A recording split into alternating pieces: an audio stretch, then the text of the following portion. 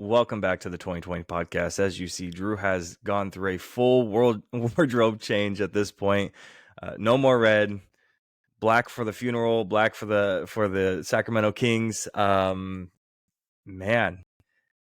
Sunday we saw the birth of a dynasty, and I like bathing in the Niners' tears for a little bit, which I would like to say. Honestly, it was such a good game. I know that some people were complaining. They were texting me separately in the first half saying that the game was boring. I had a couple coworkers mainly saying, man, this game kind of sucks. It's not fun. It was 10-3 at halftime, full defensive battle, but it was entertaining. You and I were texting back and forth, the whole game. But I found that the wearing down of the defense and the plays made by the defense were super duper entertaining. I mean, you had everything from defensive battles in the first half to unsung heroes and Juwan Jennings and the kickers going 7 for 7 combined, accounting for 23 of the total points of the whole game. The game was great. So as much as I would love to sit here and stare at you and tell you I'm glad you guys got smashed and lost, the game was so good. Like, damn, you got to do it again. that was just a fun game. Again, the game had everything. And then what ended up happening is the two players that hold the team together and hold the offense together ended up, 8 catches, 92 yards for Travis Kelce after only going 1 for 1 yard in the first half. And then Patrick Mahomes going 16 of 22 and 154 yards in the fourth quarter in overtime, 8 for 8 on his final drive in overtime, rushing for 66 yards, which is a Super Bowl record for a quarterback, joining only Joe Montana, Terry Bradshaw, and Troy Aikman with more than or 3 or more Super Bowl wins, and then 3 Super Bowl wins and 3 Super Bowl MVPs. Just Joe Montana and Tom Brady with that stat. So bring me through the game through the lens of a fan. I want to hear what went wrong with the Niners, what was right with the Niners, and then a couple of the follow-up things. I mean, between the players not knowing some of the overtime rules, some of the discourse between your offensive linemen tweeting out, you guys firing your defensive coordinator. What's going on with you guys right now through the game and then the aftermath? Yeah, I mean, I think anytime that you expect to win a game, not from a fan's perspective, but from the player's perspective, I think the 49ers were really confident. I feel like they expected to have this win. And I just feel like there's a lot of looking around the room and wondering what happened. Steve Wilkes being fired was not a product of the Super Bowl. It was something that was coming all year. Kyle Shanahan had to burn a timeout late in the game because they came out in a cover zero, and he absolutely hated it. So he burned a timeout to get us out of that cover zero. Right. Nick Bosa had some comments about how they weren't prepared for a couple of things the Chiefs threw at them, and there just was a regression of this defense all season from what we've seen in previous years when we haven't lost anyone. We've added talent, and the defense didn't play up to its expectations this year. And Steve Wilkes runs a scheme that isn't what the 40 do. So would you say that the success of the defense, is it mainly based on the players' talent? Is that what you're kind of saying? I think that the talent on that defense is far better than what they showed this year because the scheme that they were put into.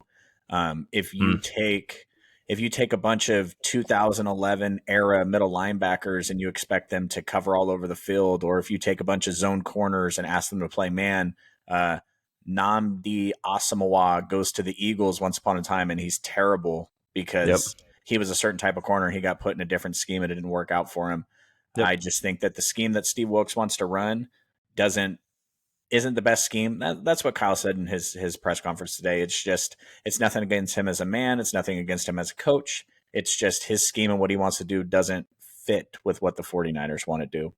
And especially frankly, if you're talking about just quickly, talking about blitzing a lot, cover zero, all that stuff.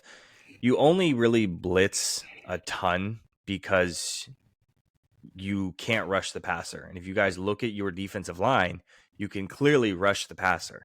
And blitzing that much when you don't have to is just a detriment to, you're leaving your guys on islands. And if it doesn't work for you, if you don't have to, you should not do it, type thing. So I totally get what you're saying. Well, and the 49ers in the past have run a lot of cover three. In 2019, when they went to the Super Bowl, Travarius Ward, a backup safety, he played a ton. We play a ton of Mm-hmm. quarters. This man's man stuff with blitzing a lot. It's just not what the 49ers like to do. And Nick Bosa had some pointed comments about his production this year and the scheme and other things. And frankly, he has to be better. I think this Super Bowl really just comes down to teams were evenly matched in terms of Patrick Mahomes being the great equalizer.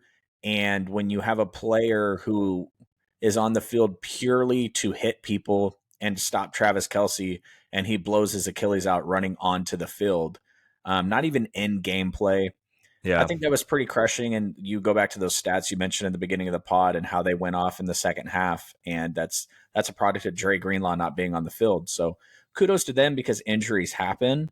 Did you see the Um, audio? Did you listen to the audio of everybody when he tore his no, Achilles? I'm not listening to nothing. I don't. I haven't. Yeah, it I was haven't. pretty bad. I haven't listened to any podcasts. I haven't been on Twitter. I haven't been on X, Instagram, none of that. I don't want because frankly, I don't care about anyone's takes on why we lost. We lost because Patrick Mahomes is the second greatest quarterback of all time. That's why we lost. We lost because our defensive scheme and overtime let the guy get wide open. There was multiple times this year it was super frustrating where Fred Warner was put in these crux points where he had to make a decision on player A or player B, and he made a decision and the other player was wide open. And, Yeah. and frankly, that comes down to scheme. And I've said it before. I'm a big believer in scheme over talent. I think that you can scheme things, which is what Kyle Shanahan has done in the past. He schemes players wide open. He Yeah. makes lesser quarterbacks successful. Yep. And when you have a L'Jarius Sneed who held Brandon Ayuk in check, and I know his brother is popping off about how can your all-pro wide receiver only have 3 catches? Oh, it's because he was defended well, and they went Yeah. deep. They went deep a couple times and had it. They couldn't make the connection. Trent McDuffie played really well. That's why I went to Juwan Jennings. Juwan Jennings started gashing them a little bit, and a muffed punt off of the ankle of a rookie defensive back, and there you have it. You lose the Super Bowl. A blown Achilles and a muffed punt is pretty much just like in 2019, a couple of wide open players in the fourth quarter running free that we couldn't make the connection on. But You guys have been in so many close games, whether it's the Super Bowl or it's the NFC Conference Championship games. You guys have been in so many moments where your teams are really good, and it comes down to a moment, just a moment, a singular moment in this entire game. That's what your entire season comes down to. And, whether it is in the past muff punts or this muff punt Kyle or Williams, injuries or, blown out elbows or, whatever it is, it comes down to one singular thing that happens that changes the trajectory of not just one game, but players' careers, their futures, everything for you guys. It's yeah, I amazing mean, that you guys are continue to come back as strong as you have. at the end of the day, Kyle Shanahan's 8-4 in the playoffs. Every NFL team and would sign up for that of their head coach. Yeah. And we won a game 2 years ago where we couldn't score for shit in Green Bay, and we blocked a punt. Jordan Willis blocks a punt, and Talanoa Hufunga returns it, right there for a touchdown, and we beat the Packers and we move on. So it's just one of those things where it goes one way. I have to say that I am completely heartbroken by what happened in Kansas City today, and not to hijack this, but I just got the tweet about the totals of the injured and everything, and a day that should have been celebrated for them and their team as we're talking about the Super Bowl, and should have been nothing but good things. And you have uh, one person dead and 21 wounded because of senseless violence that went down in there. So um, I don't. I didn't put anything together to say on that, so I don't want to go off on a tangent or anything. But my heart out to Kansas City, because today should have been a day of celebration for them, and it turned into a dark day for them. So that sucks, and my heart out to them. Absolutely. Yeah. Can you some people have only seen the initial posts about the 49ers players being unprepared for the overtime rules. I've seen the follow-up posts to that about the delegation and that sort of thing. For the people that aren't aware of what I'm talking about, can you kind of bring them through the 49ers players being, quote, unprepared for this? Yeah, I think that there was a couple of interviews that I did catch. Kyle Juszczyk mentioned, and he went to Harvard. That's the Yeah. famous thing with Juszczyk, right? They were told in the beginning of the season what the overtime rules were. They had forgotten. Frankly, I think Kyle Shanahan's decision to take the ball was sound. The defense was gassed. They were tired. We took the ball. We go down and score a touchdown. Now you have if we did, obviously we didn't.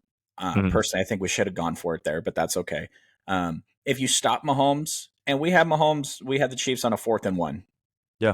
with the Super Bowl in our hands, and they made a nifty little play where it was either guard Kelsey or guard Mahomes, and they needed 1 yard and they got it. But if they go down and score there, then we get the ball back in sudden death. So you get to score first, you get to rest your defense, you get the ball back. I didn't hate that.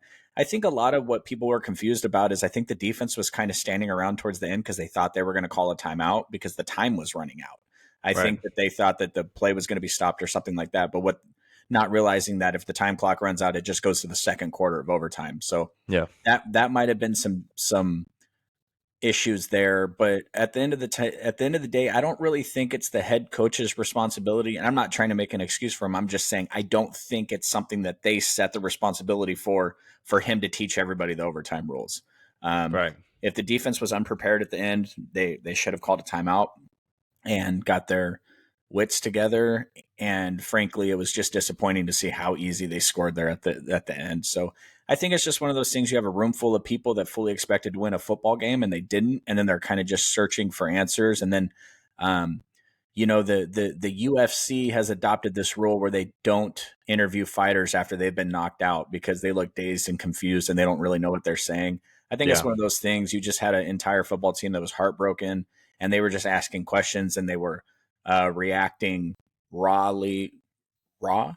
They were, raw emotion is how they were Yeah. reacting. And so, yeah, we were a little confused there at the end, but you know what? It's the greatest quarterback of all time minus Brady, and certainly probably one of the top 5 most talented quarterbacks. Maybe not statistically wise, Brady's got it, but I don't think anyone would argue that Mahomes isn't more talented than Brady was. Um, it just is what it is. I think that as long as they win one, having your legacy be we got to the Super Bowl 3 times and we lost twice to Andy Reid and Patrick Mahomes before we got it back. Mm. And the 49ers are already favorites to win next year, which again, I think is stupid. I don't know how you don't favor the Chiefs, but it's not like, we're losing some free agents. We'll go over that later, but we're obviously going to add talent. We're always active around the trade deadline. And the Yeah, one for thing I sure. got to say is we got a really young quarterback that's only going to get better. So, Yeah, and you guys have quickly turned around to pre-Super Bowl. It was save us Brock Purdy, save us 49ers. We don't want to see the Chiefs win and Taylor Swift and the Travis Kelce stuff. Excuse me. And quickly turned around with the overtime stuff, the discourse between your offensive linemen of I'm pretty sure it was John Feliciano, who's out there tweeting out and blaming people, and this whole back and forth and stuff being brought up from week 13 with Jalen Carter now, and other stuff that's happening as well, quickly turning around to being like, oh wow, these guys are almost turning into really unlikable. And the discourse on Brock Purdy is just being turned up to 12. At this point, I saw a guy trying to break down that play. Chris Jones goes and he breaks through. And he makes Brock Purdy have to make a quick decision to try to force a ball somewhere, and it obviously doesn't land where they want it to land.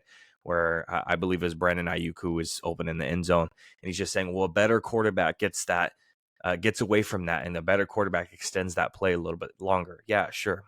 Not a lot of quarterbacks can extend a little bit longer past where it was. I mean, Chris Jones broke through pretty much immediately. There's only probably three quarterbacks who can extend a little bit longer and get the ball to where they want to get it.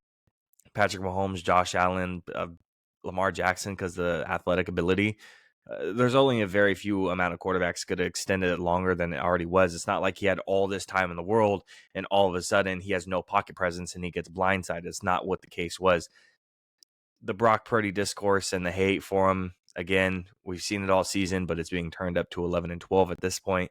It's a little ridiculous. Once again, I'm tired of hearing it, but we're going to go through the same song and dance for the next couple of years, it feels like. Anything to add? I'm not going to go into the whole Jalen Carter thing. The 49ers head of security confirmed the Jalen Carter threatened to murder Feliciano and his family story. And we know Jalen Carter had character issues before the draft. And then Jalen Carter continued in the weeks after that 49er Eagle game to threaten in a way. Here's the thing, though. I don't really give a shit about what's said on a football field outside of pure straight racism, which is not okay. I don't really care what anybody says. And frankly, Spencer Burford admitted to he did not follow the scheme of that last play. He went off of instinct. He didn't follow the scheme. And if he had followed the scheme, he would have picked up the Chris Jones block and the outside rusher would have been a little more free. And the guy guarding Brandon Ayuk fell over and Brandon Ayuk was wide open, but the play was designed for Jawan Jennings and Jawan Jennings was going to be wide open also. So it's just like last year in the NFC Championship game when Brock Purdy got his elbow blown out. Brandon Ayuk was wide open in the end zone. It was going to be a touchdown until it wasn't. It's going to be a touchdown, but it wasn't. I'm not going to blame the right guard for one moment of one play when he's probably acted on instinct all year. And frankly, the way they run their defense, they heavily disguised their blitzes. They were bringing people from places and Brock Purdy's been amazing against the blitz this year. Yeah. But you see their defense and the way they ran their defense with their blitzes, and you understand why Wilkes is getting fired, because nothing Steve Wilkes did all year in relation to his blitzes surprised anybody. So if you are going to blitz when you don't need to, you need to be surprising people, and it didn't work. And frankly, I would expect somebody on staff to take over the defensive coordinator job next year, unless they get a Ron Rivera or something like that. But believe that Kyle Shanahan has schemed this defense the way he wants it because he knows how to break defenses. So we run a defense that he likes, that he's schemed because he believes in it. And they're going to hand that playbook to the next defense coordinator and say, you're running this, you're calling these plays. Right. And that's what it's going to be. They went outside of the comfort zone this year to bring in Wilkes, and it didn't work out. So, yeah. Well, with that, in their win on Sunday, the Chiefs became the NFL's first repeat champions in nearly 20 years since the 03-04 Patriots. And now moving on away from the Super Bowl and our recap, let's move into off-season mode. This is probably, you and I know for sure, this ends up turning into some of the most exciting parts of the season. Yes, we have the games that come up. I'm a Cowboys fan, so obviously we lost in the wild card to the Packers. So I've been in the free agency and the draft stuff and the film of that for a little while now. This is where it starts officially, looking into the free agents, assessing certain team needs. First thing we're going to do is I want to look at 14 teams and assess their quarterback situations, look at them, whether it's restructuring, extending, getting somebody new, trading for somebody. I want to do that right now. Starting off with probably one of the worst of the bunch, and kind of one of the more obvious ones. Start off with the Bears. So a couple of candidates for this one. Caleb Williams is going to be the number one guy, right? I think it's it's all but a foregone conclusion that Caleb Williams will be a Bear. He will be the first overall pick. But anything could happen on draft night, and I don't want to rule out Drake May possibly getting his name in that conversation. But from what I hear is it's Caleb at the top, and then there's discourse between 2 and 3, which is Drake May, Jaden Daniels, that those two are closer together than 1 and 2. That's what I hear. And then the other name that pops up is the potential of Justin Fields staying. That's probably the least likely. I just don't see it. With the Bears in their quarterback situation, Is Caleb going to take his first snap as a Bear? Is that who's taking this first snap of the season under center for them? Caleb is definitely the number one pick. Yeah, Come on, what are you gonna do? You everybody in that front office gets fired if you trade away Caleb Williams and you run back Justin Fields. Like, are we forgetting about the fact that this dude threw like 5 touchdowns down the stretch? He can't play from the pocket. yeah. Like he I I'm surprised at the discourse that's even surrounding this. Like I would matter of fact, I wouldn't even say I would. I have significant draft capital investment. Essentially what I mean by that is I've put a significant chunk of money into the top 4 picks in wagers and how this is going to go. And luckily for me, it doesn't change if the team changes. It's just the first 4 spots in order. Mm-hmm. And could you imagine being a Chicago Bears fan? You've watched Justin Fields, your team has gone nowhere.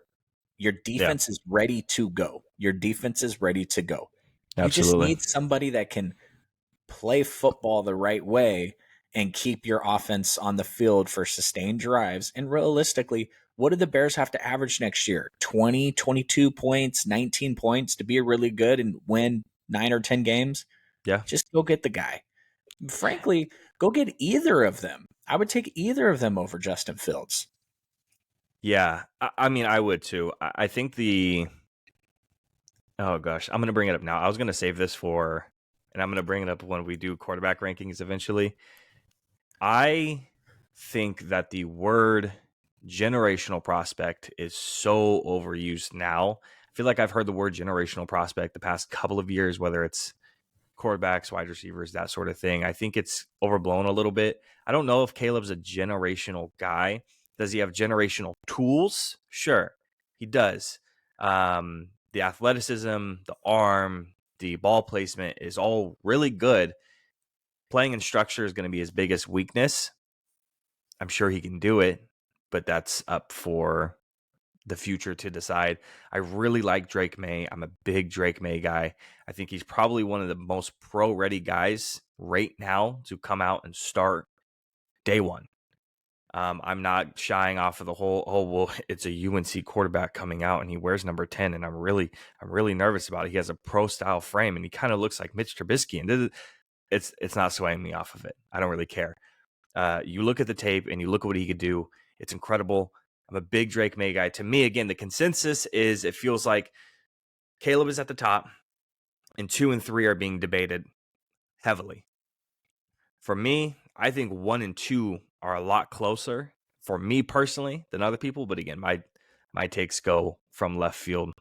And if you stick around for the eventual quarterback rankings for the draft in the next couple of weeks, probably after free agency, you're gonna see some of my wild takes. Moving on to the Commanders, 3 potential guys here.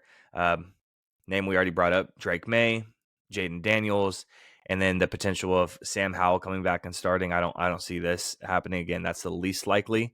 But again, number 2 pick, Drake May is the most likely guy here, right?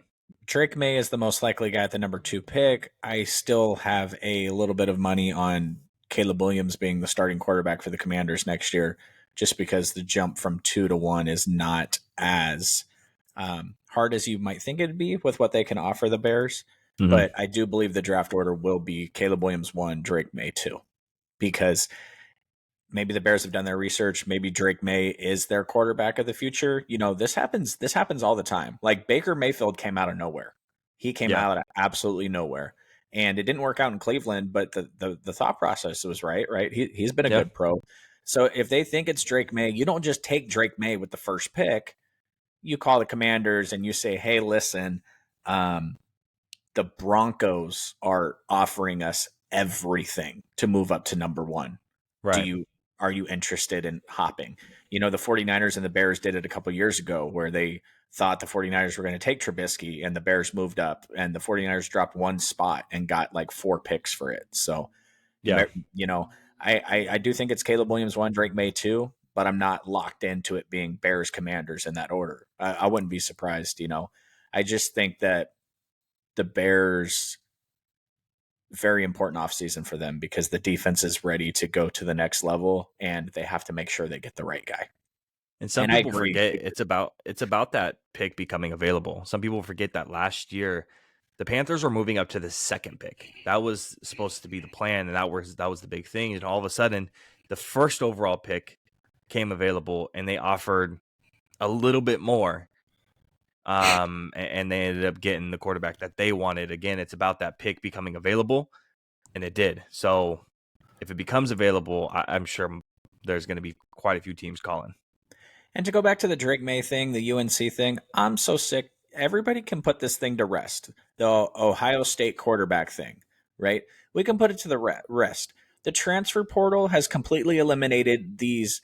That's an Alabama football team right there. No, it's not. Like everybody's going Yeah, everywhere. Coaches are going everywhere. There's never been more movement in college football. Like there's no yeah, more. Yep, that's a defensive tackle from Georgia right there. No, that defensive tackle might go to Florida now because they're going to pay him more. Oh, that's a linebacker from Clemson. Nah, he's at USC now.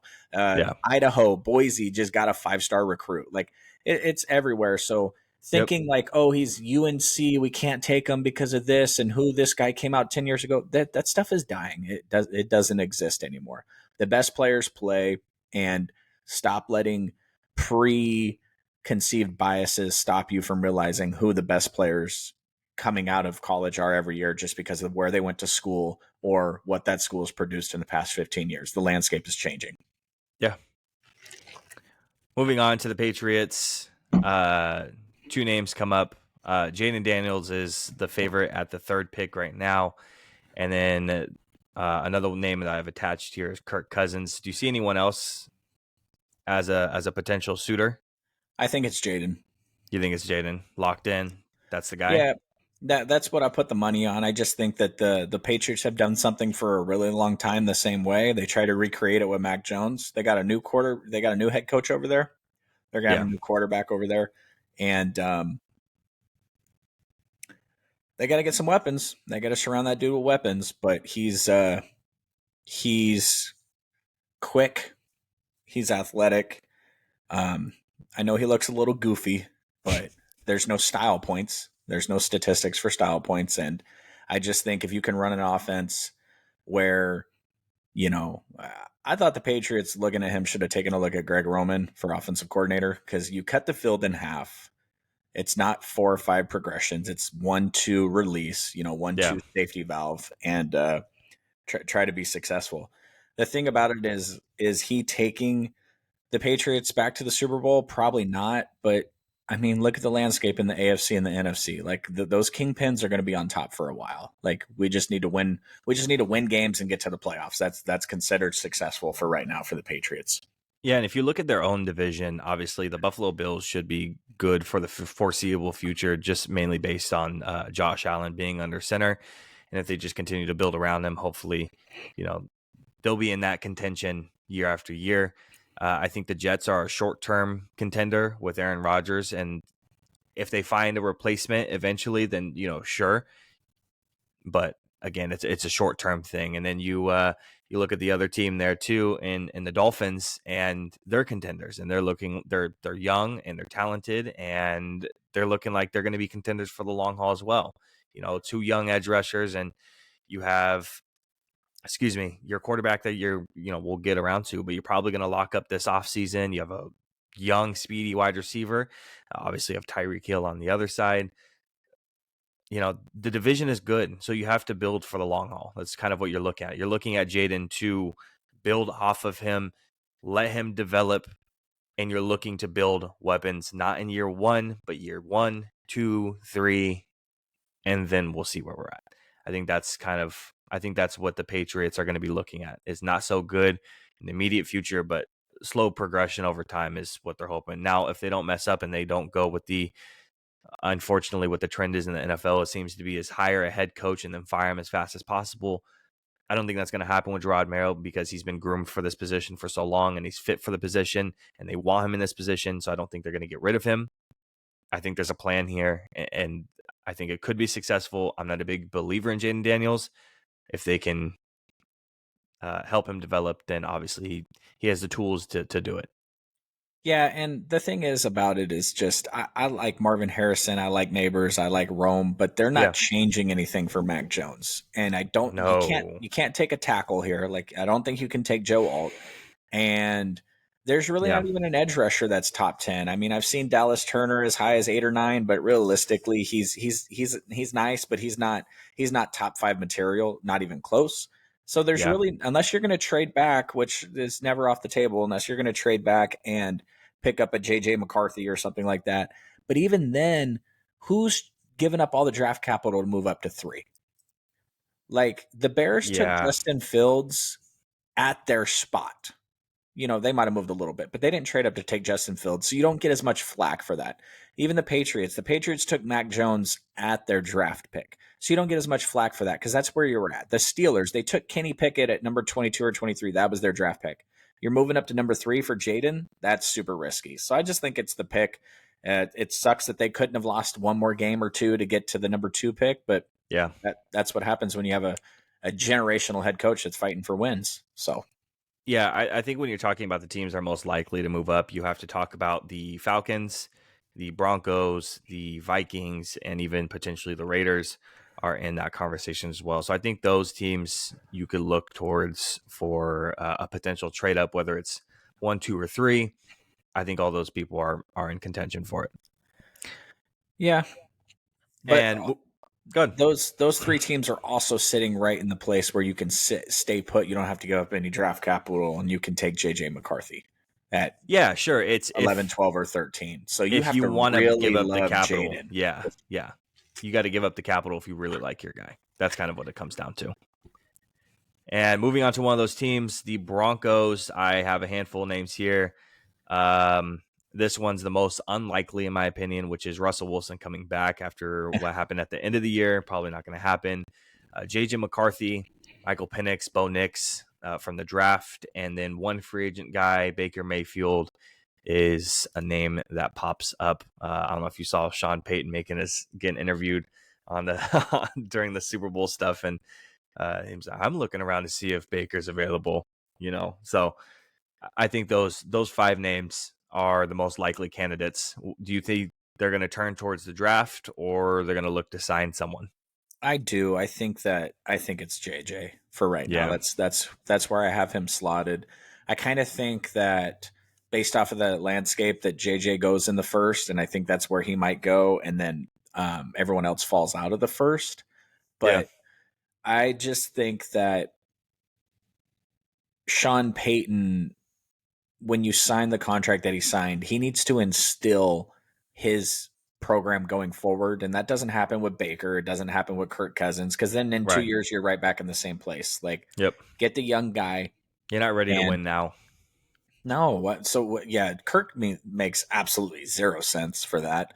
I think it's quarterback round 1 for them. And maybe you sign a bridge guy or whatever.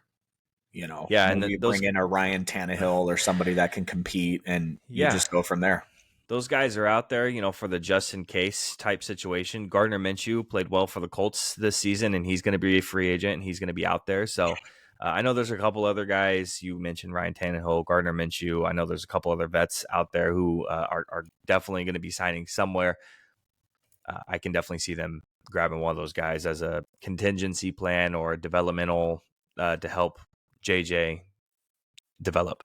Yeah, and you don't even have to bring in somebody with the idea that they're going to compete to be the number 1. Just somebody that knows what's going on, a Sam Darnold, a Marcus Mariota, a Drew Yeah, Lock, Jacoby Brissett. There's a lot of those guys that are going to be free agents this year, and yeah, to back up. I mean, let's be honest. JJ McCarthy is not Jaden Daniels. Like, he played at Michigan. He's been prepared for this. He's been around for a couple of years. This isn't a one hit wonder. He's if his talent is going to translate, he's one of the quarterbacks that can have immediate success in the NFL, yeah, especially with a coach like Sean Payton. Matter of fact, I mean that's one of my favorite spots for one of these quarterbacks to land is with Sean Payton, because if he can't make it happen, if Nick Mullins can have the passing record through the first 15 games of a season because he was with Kyle Shanahan, then, JJ McCarthy can be successful with Sean Payton.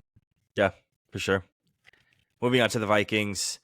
Uh, quarterback that is, potentially to return. Kirk Cousins is on the list. Baker is on the list. And then you have Michael Penix and Bo Nix. You're going to see a lot of repeat names for most of these, the next upcoming for the draft, at least. So Bo Nix is the other guy that I have here. Again, Michael Penix as well. So where do you see the Vikings really turning? Because it feels like the Vikings are, I think they're 13th is their position in the draft. It doesn't feel like 13. Their future feels like top 6 in terms of picks coming up. I don't think Kirk is going back. I don't really think Baker's really leaving Tampa. And are you going to take the shot on Nix and Penix? That's where you kind of shrug your shoulders. Or are you just going to go full trust the process, tank your next season and see what's available, next year's draft. So, where do you see the Vikings quarterback situation next season? They're going to be on a rental. They're going to be on a bridge player. I think in the draft here they go edge or they go corner. Somebody that can be a long-term piece for them. And the thing is you're going to be shitty next year. So you're going to have an even higher pick. So don't force Penix at 13. Don't force Bo Nix at 13. Take Do you take Nix? Do you take Nix or Penix if they fall to the second to the Vikings? Or do you still try to BPA for them? Nix is sitting there, then that's probably BPA. Yeah, I think for that 13th overall pick, I think corner's probably the move. I think that's where you're going to see a big run on corners starting there at 13th, and in those teens and in the early 20s, you're going to see corners fly off the board. I mean, if Arnold is sitting there, that's a no doubter. Yeah, between I've seen him go as high as 5, dude. Between wide receiver, corner, and offensive tackle, you have like 20 of the first round picks are all going to be a corner, a wide receiver, a tackle. And then if you add in the quarterbacks, if the quarterbacks go, then that's it. You got 2 edge rushers and maybe a safety that go in the first round, and 1 or 2 interior defensive linemen who have consideration. So I mean the corners are all just crazy. The tackles are all just crazy. There's a ton of tackle talent. Hopefully, a couple of them drop to 31, and it's just this isn't this. I would love one of those quarterbacks in the second round. I hate it all in the first round because they're not going to have enough talent next year to why take a quarterback there and look like the Panthers this year? Doesn't do you any good. Yeah, I don't think nobody's going up. Nobody's going up for one of those quarterbacks, not in the first round, unless they start dropping to mid-second, late second. Then people want to try to get back into the second.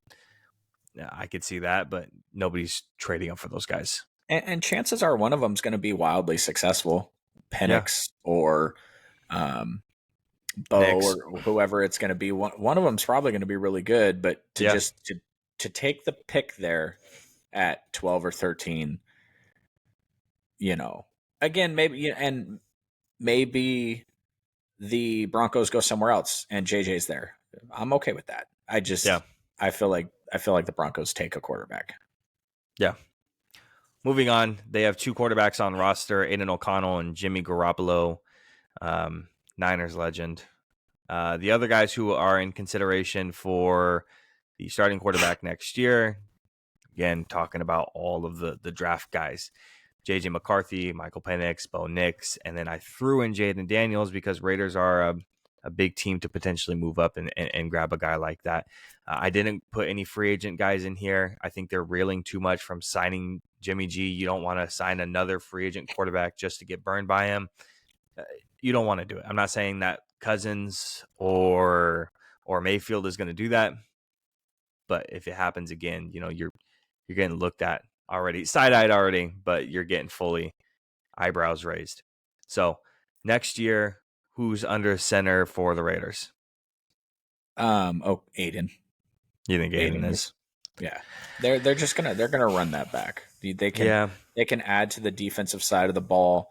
And the thing is what was his name? The head coach. How did I blank on the one they fired? Oh, Bill Belichick's offensive coordinator. I could give you all the details about him. He wanted to be the Colts head coach and he backed out. Josh McDaniels. Josh McDaniels, thank God. It's Yeah, crazy. I gave you the guy's whole bio. I can't remember his name.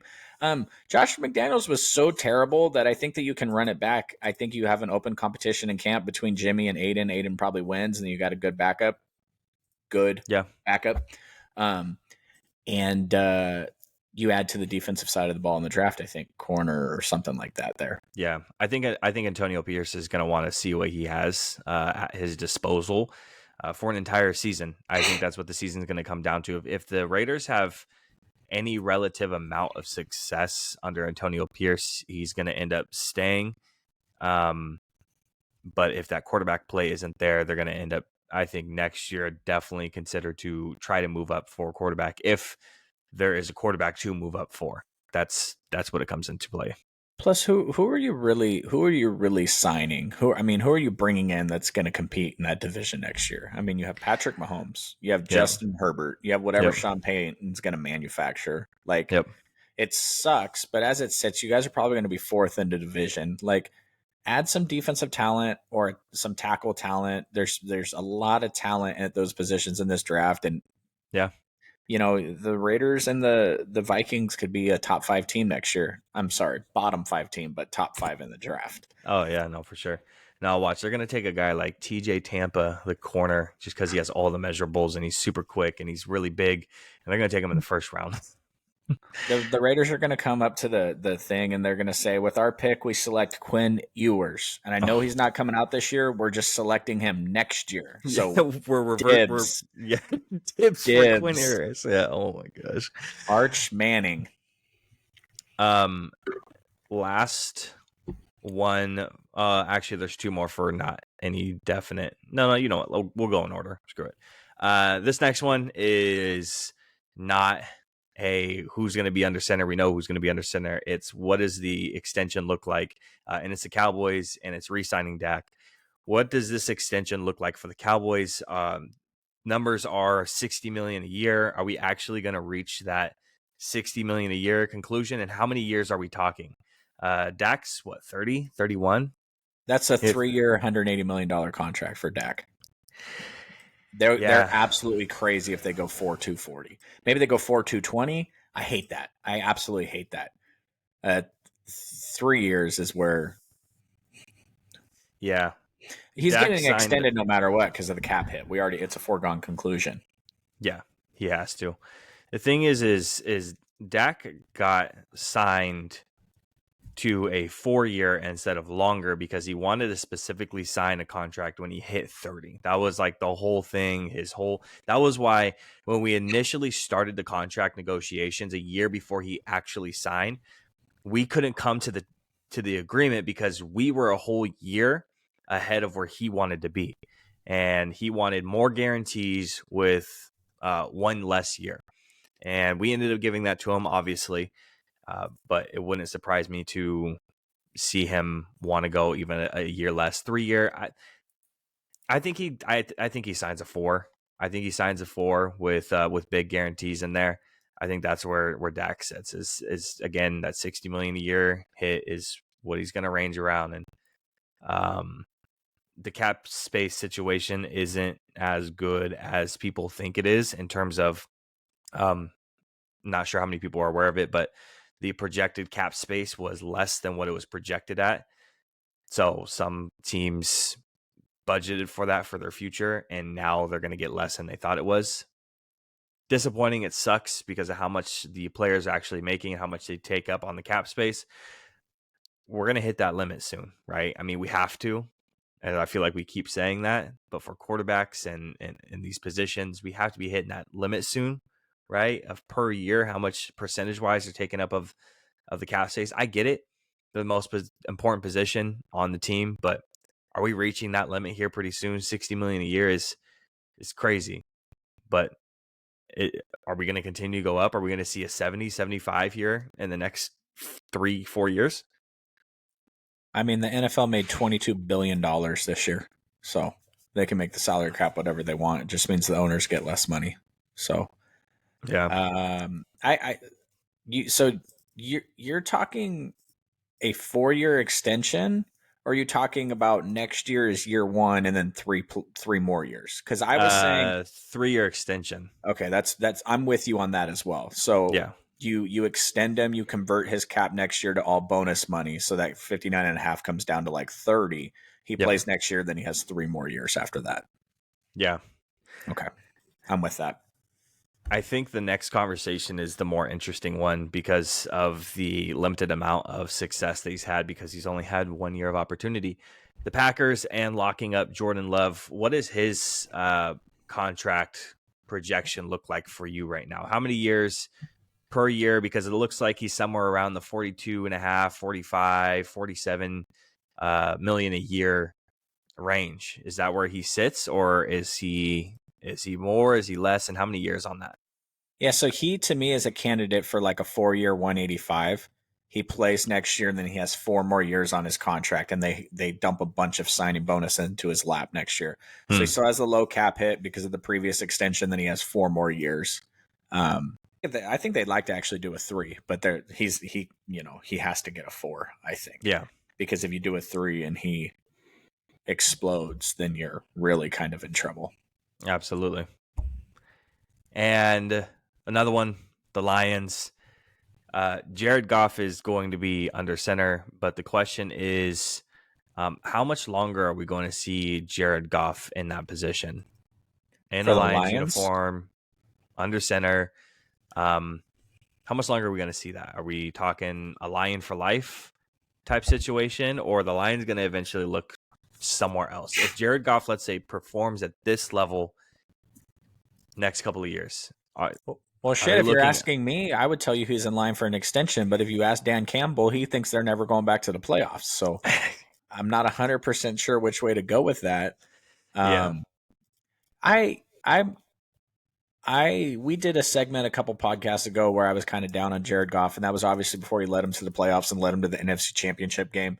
And right. I honestly thought he was a little older than he was. But the Jared Goff should have been in the Super Bowl if his wide receivers could have caught the ball. So I think that now that would have been that defense would have put the clamps on them. Obviously, they don't have the talent that the Niners did, and they put the clamps on us. So, but Yeah.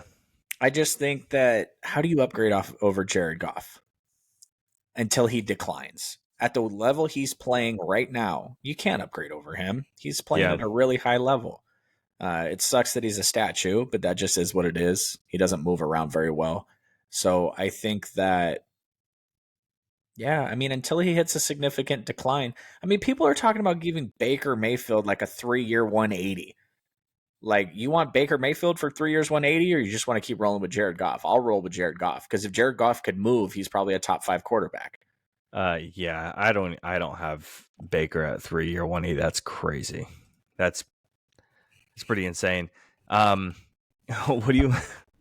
I forgot he was on the roster. You extend Goff. Let's say he plays for 2 more years, right?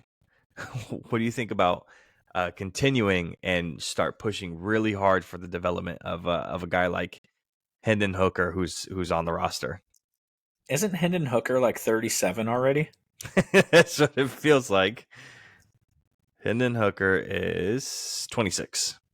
Yeah, you're gonna start developing him at 29. Yeah. So what happened to the quarterback class last year? What happened to the dude for the Rams? Is he still in rehab? Last I heard, yeah, I'm pretty sure he was. I don't know if he still is in there, but yeah. Let's see. Good old Google. Let's see what it says. GTS, Google that shit, baby. The viewers, your boy Jacob over here, he tried to get me to hop on the podcast after the Super Bowl. He's like, hey, if you want to get any of that raw emotion out, we can hop on the podcast. And I was like, nah, I'm not hopping on nothing right now. I'm just going to go play Madden. So I played Madden, and I exercised my Super Bowl frustrations with playing our franchise league with his dad, and I smashed his dad in the Super Bowl. So in my household, the 49ers are Super Bowl champions. I'm just going to put that out there. Yeah, it looks like nothing official, but the rumors are is he's as someone put it, an alcohol enthusiast. Can you imagine going to rehab for like 6 months over alcohol? Yeah, man. Um, Falcons. Where are we going with the Falcons? Are we going Desmond Ritter? Justin Fields is a big trade candidate. Moving up for Jaden Daniels. Who's under center for the Falcons? Are they just going to suck again for another year, or they're going to go for a free agent, or they're trading for somebody? Now they got to go get Baker. They got to go get Kirk Cousins because the Mm, Falcons think that they have Super Bowl level offensive talent. That's what the Falcons think. They think mm, that Bijan and Kyle Pitts and Drake London, they think they have Super Bowl offensive talent. So they got to go get somebody. You can't run it back with a rookie because there's no guarantees that Bo Nix or Michael Penix or whatever is going to be any better than Ritter or the backup that they had this year, which we stumbled over last Taylor podcast. Heineke. Yeah. Heineke! Yeah. That's right. Yeah. That's how relevant he is. And I don't really like anybody else that's out there. I don't think there's too many trade candidates. I don't think that Justin Fields helps you unless you're going to go full blown read option with him and Bijan and their running backs, which, hey, give me Bijan and Justin Fields and Christian McCaffrey and Debo Samuel and Kyle Shanahan, and maybe we can make something out of it, an offensive mastermind. But that's not really that's not really the route they went over there in Atlanta, offensive mastermind. So I think, honestly, I love Kirk Cousins there. I honestly do. And Hmm. you could pay him whatever, give him a 3-year whatever, a 2-year whatever. All your guys are young. They're all under contract. Give him a 3-year to the moon, and hopefully he's ready by. But it's Kirk Cousins. I mean, the thing is even if he's not ready till week 2 or week 3, um, he'll be fine. He doesn't need a full training camp. He's done this before. So Yeah, and if you look at, again, it's the offensive talent, Bijan, and you have Drake London, Kyle Pitts. You go out and get another offensive weapon, wide receiver, and you're looking pretty good. That offensive line is really good at this point. They've dumped money into it and draft capital, and it's performed well. So Kirk going to that place and being protected and having the weapons around him, it is probably ideal for him. Now it's just about performing and how good are those presumed weapons. I mean, you'd get answers real quick if those guys are actually worth anything. Is Drake London as good as he's supposed to be? Is Kyle Pitts as good as he's supposed to be? Bijan. I mean, and then you can't say, oh, well, it's the offensive play calling because got rid of that. So I'm a big believer in the Sam Darnold redemption tour next year. So anytime something like this pops up, my mind automatically goes to him, especially with all that talent. But that type of player, the Kirk Cousins. I don't want to see Ryan Tannehill. I don't want to see all those guys are backups. So Kirk Cousins, Baker, those are tier 1 and tier 2 free agency quarterbacks next year, and I think they have to go get a legit solid guy. There's no one you can trade for. I don't want you to trade for Kenny Pickett or Daniel Jones or whatever the case may be. I mean, the Dolphins aren't putting Tua on the block, so there's not a significant upgrade over a Kirk Cousins or a Baker Mayfield. And so with all your young pieces under contract, go pay them whatever. You could give Kirk Cousins 3 years, $200 million. It's not going to matter. Not that you would do that, but it's not going to matter because nobody important needs to be signed until that contract runs out. yeah. Moving on to the Dolphins. They're looking to lock up Tua this offseason, and they're in contract negotiations at this point. I think the negotiations are going to be tough because initially when I was looking at it, the contract didn't look that crazy. It looked pretty relative.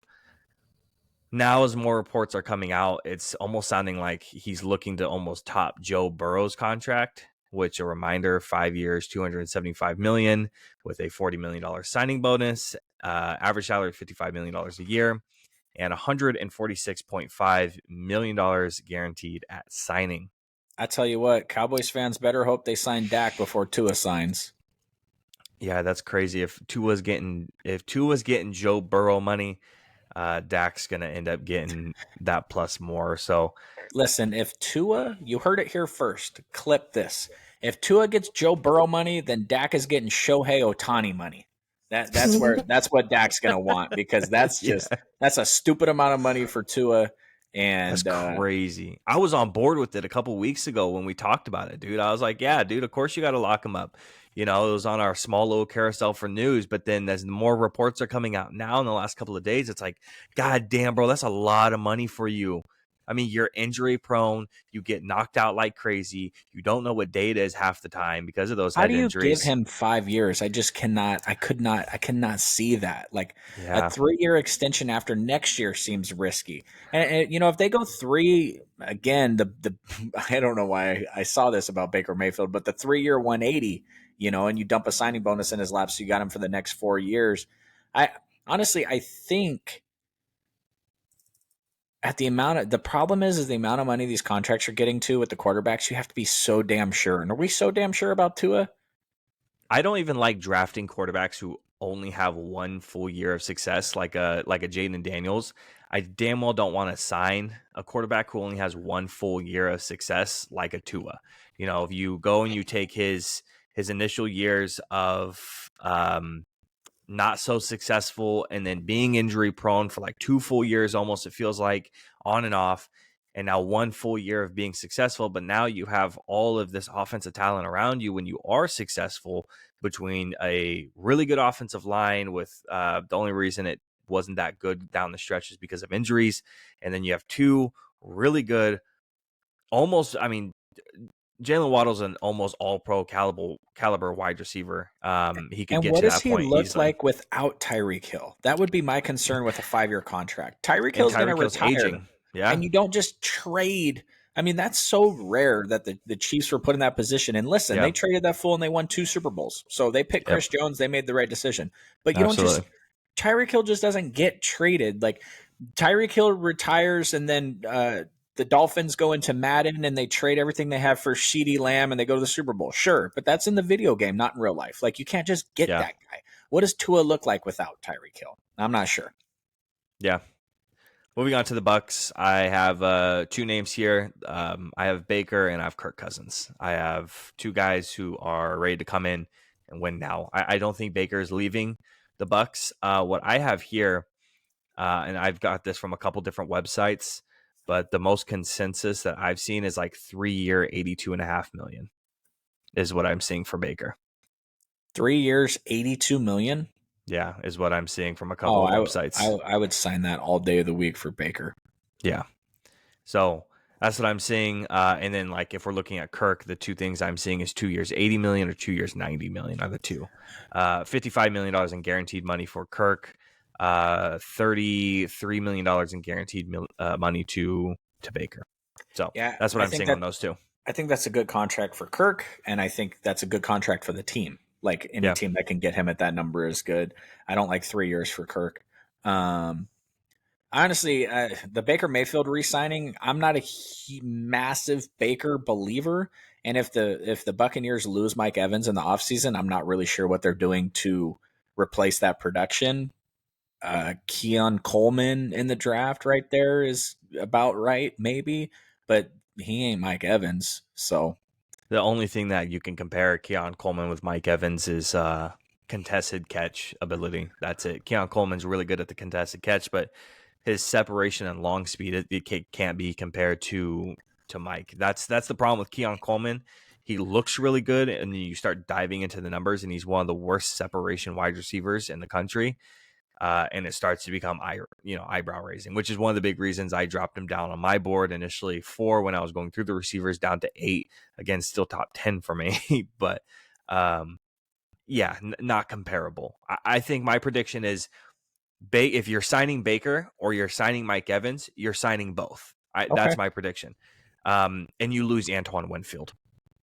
yeah, I think that's what you're sacrificing. You can't choose all three guys unless you do magician stuff and you move your roster around, you extend guys, you cut guys, which happens. It happens every single year in the NFL. Once we start talking about the two divisions coming up, we're gonna see, they're negative $27 million in cap space, and their biggest free agent target is this person. This is how much money they're supposed to make, and I could see it already if someone comments, how are they supposed to make that money? You know, how are they supposed to sign those guys? Well, they do stuff every year to sign guys. How do you think the Saints somehow, some way, they're negative every year, but they end up getting breaking even somehow. It happens. And then we have two teams left. The Giants. You got Daniel Jones. Yeah, the Giants are fucked. Yeah, Tommy DeVito. That's all I got for them. Trade up for Jaden Daniels, or you're waiting for Bo Nix, Michael Penix, or you're taking a JJ McCarthy. Well, what are you going to do? You already paid Daniel Jones. Yeah, you paid him, but there's an out for his contract after this year. So after this year, they can cut him and be completely free from it and be okay. So that's kind of how they structured it, which I think is really smart at this point. Now, if Daniel Jones goes in there next year and he lights it up again, like when he got the contract, then it's not that bad. It's what really do you not do? horrible. What do you do if you draft the quarterback here and then he plays well? Yeah, I don't think you can tell you, oh, that's a good problem to have. I would say no, that's a colossal waste of resources. Yeah, I think the Giants have to go.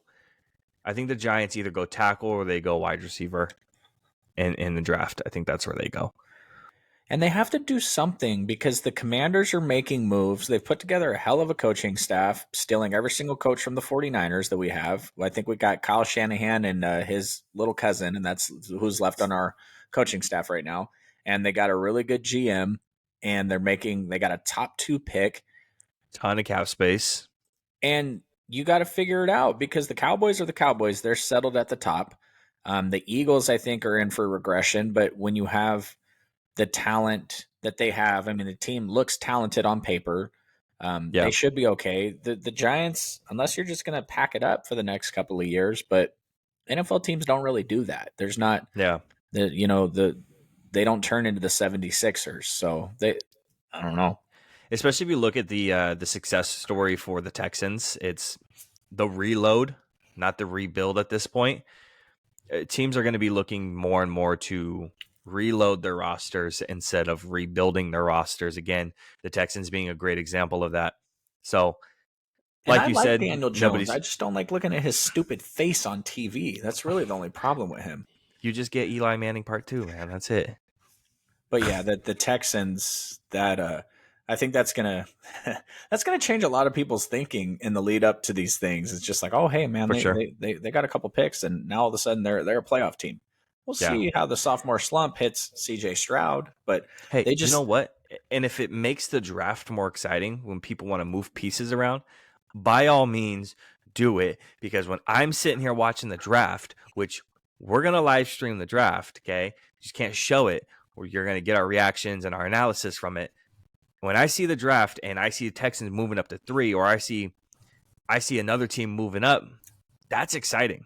You know, I just want my team to take a reasonable player, not named Amazi Smith.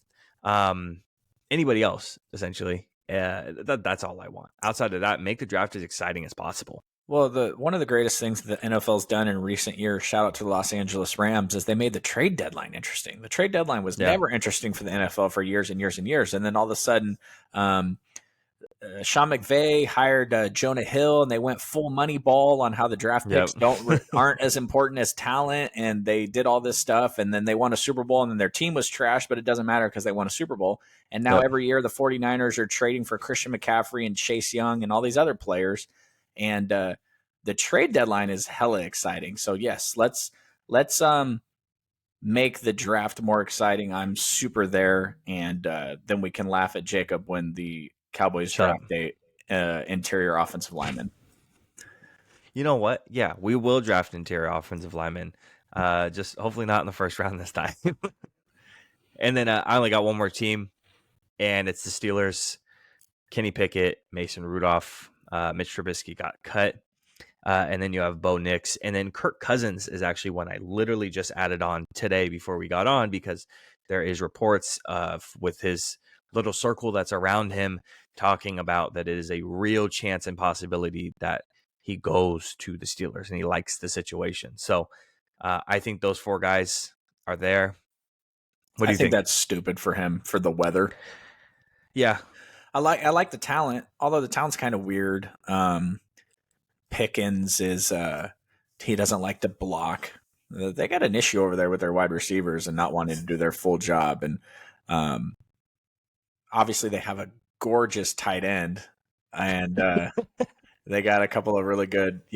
Warren's a stud, and Najee he's a good player. I don't think he's a first round pick talent, but Right. he's a good player, and I like the way they run the football with power. But um, Kirk in the rain and Kirk in the snow and all that other stuff that you get out in that area, I'm not sure if that would be over the Yeah. Falcons. I'm just not sure how that makes sense. The Falcons playing a dome, so. Real quick on the Najee thing, that just reminded me about first round running backs. This year is going to be like the first year since like I was listening. It was like 2014 that a running back won't be taken in the first round. You got Jonathan Brooks, Trey Benson, kid from Michigan. I forget his name. I Yeah, know a lot of people like him. you're underestimating Harbaugh there. So, What do you mean? How so? well, he's going to take Brock Bowers at 5, and he's going to trade back in and take Corum. That's guarantee it. Oh, no way. Come on, There's bro. just no He shot. wants Okay, listen. Blake Corum. I can see not in the first. Blake Corum and Austin Eckler is Oh an my amazing God, pair. bro. They're And not they even don't- going to re-sign Austin Eckler. They don't even have any money to do anything, Oh so my they God. have to. They can't sign a running back because they're negative $973 million in the salary cap. Harbaugh's crazy, bro. They do wild stuff. I don't. Fuck the Listen. running back. I don't really even care about the running back. Look, I can take and live with Brock Bowers at 5. I can live with it, and I think it's fine. I think he's going to slide a little bit because I think that people are going to realize that he's not 6'4" and he doesn't weigh as much as he actually does. And people love the measurables. They slide up and down, when they get weighed at the combine and their pro days and whatnot. So, but I can live with it, but I'm not. There's not a running back going in the first round. There's no shot, dude. Jonathan Brooks and Blake Corum are third-round picks. So, yeah. I think that's where the conversation. I think that's where the conversation starts. Is the early third. Absolutely. Especially, we saw it again this year. You take Bijan hella high, and he doesn't do anything all season. And a lot of that's on the head coach, but it just is what it is. Like, you're getting so much production. The Rams got a running back that comes out of nowhere. You're getting so much production later in the draft. Puka Nacua.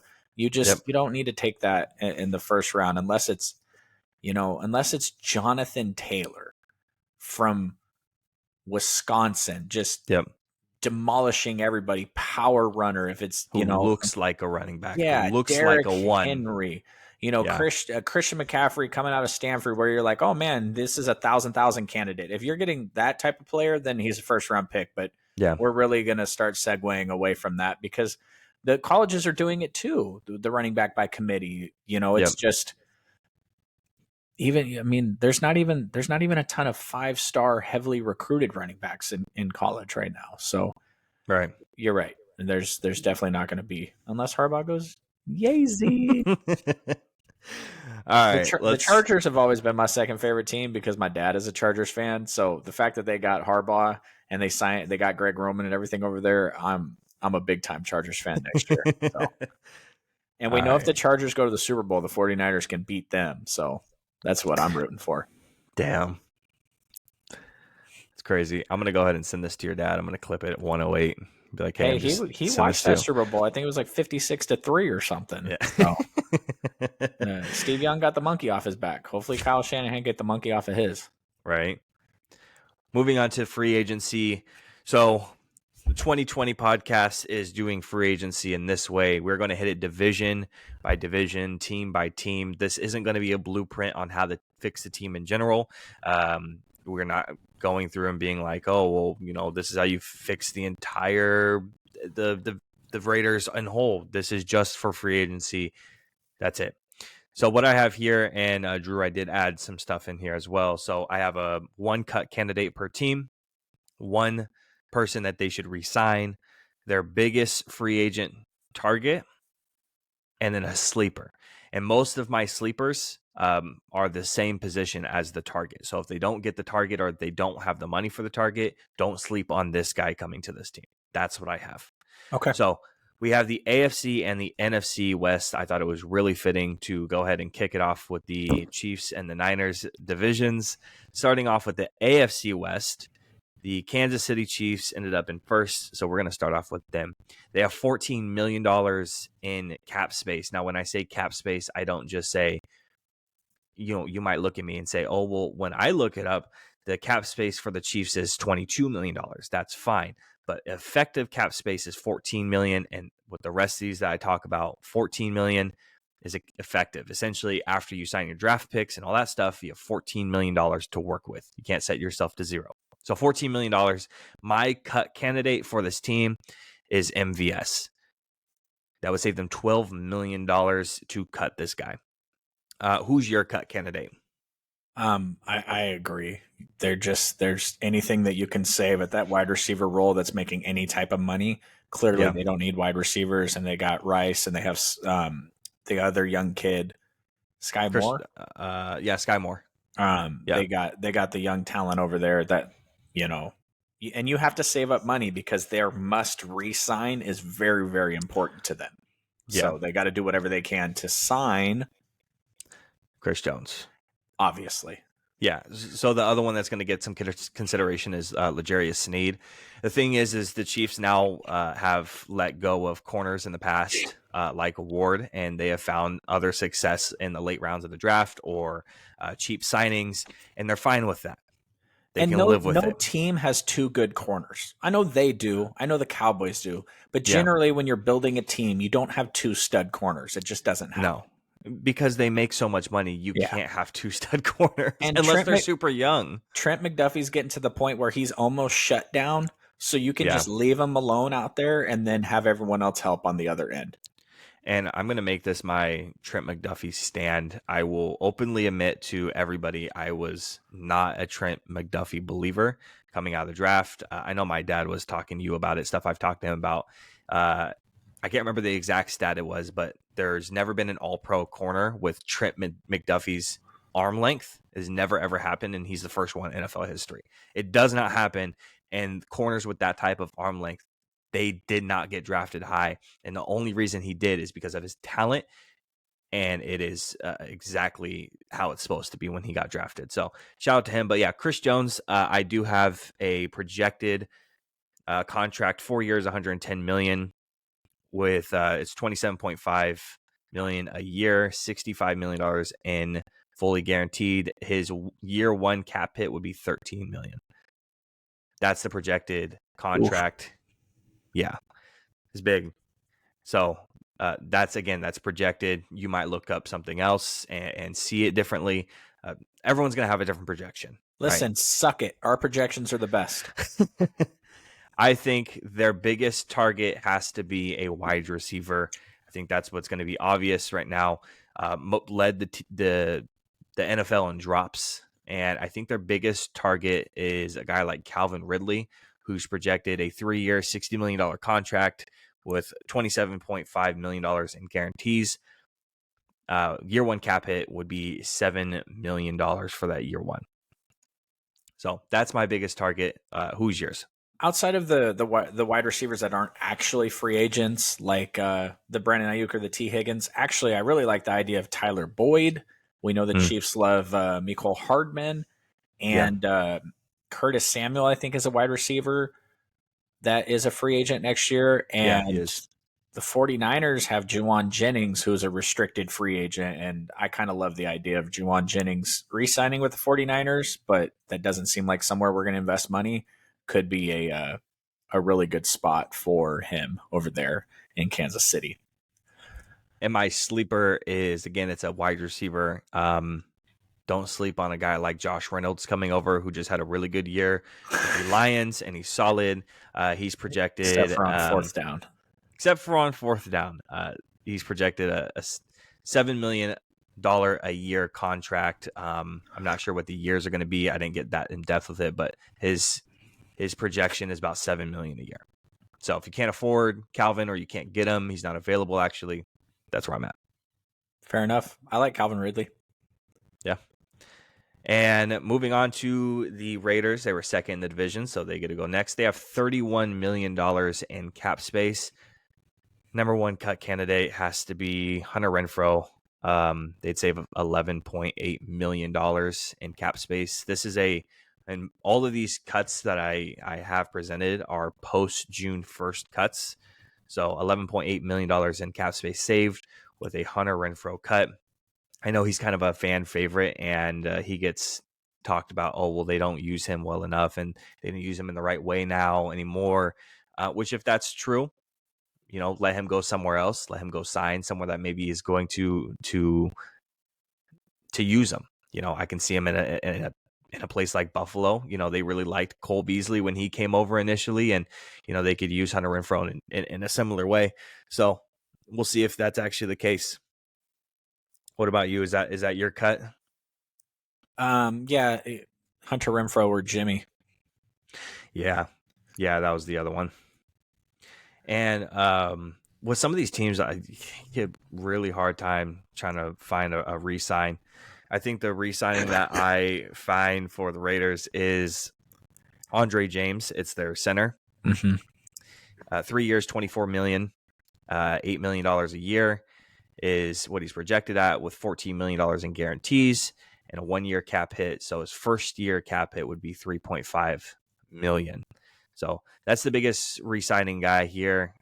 Raiders don't really have a whole ton, like a lot of guys to re-sign, and the guys that are free agents, it's not something I would throw my hands up about.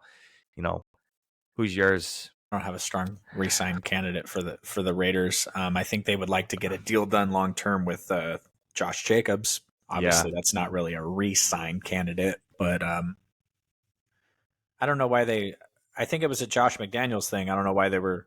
He had to play all preseason last year, and they were talking about moving him. I think Josh Jacobs is a stud, so locking him up to a long-term, affordable running back contract while he's still young, I think would be a good move for them. Yeah, I think whoever signs that first contract is going to set the precedent for the running back class for free agency. Derrick Henry, Saquon, Tony Pollard, Josh Jacobs, because I believe Josh Jacobs is a free agent. I think they only did a 1 year deal. Yeah, they did. So whoever signs first, they're gonna set the market, I think, at what the market's going to be going forward, at least for this year and maybe for the foreseeable future. Biggest target for me, it has to be interior defensive line. Max Crosby can't do it all by himself anymore. I say biggest target, Christian Wilkins, a NFL mic'd up legend at this point.